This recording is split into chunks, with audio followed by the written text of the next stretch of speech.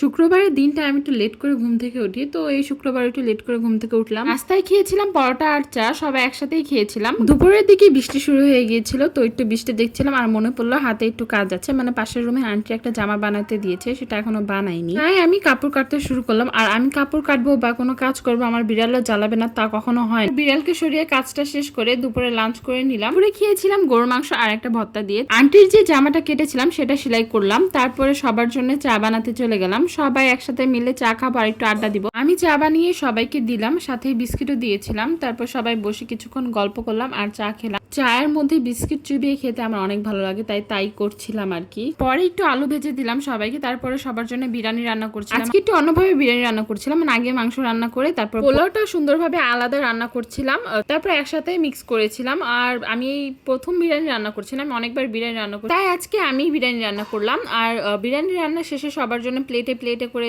বেড়ে রেখেছিলাম। নিজের জন্য একটা প্লেটে বেড়ে বিসমিল্লাহ করে খাওয়া শুরু করে দিলাম, কারণ বিরিয়ানি রান্না করতে করতে আমার অনেক ক্ষুধা লেগে গিয়েছিল। সবাই বিরিয়ানিটা খেয়ে বলেছে বিরিয়ানিটা নাকি অনেক মজা হয়েছে।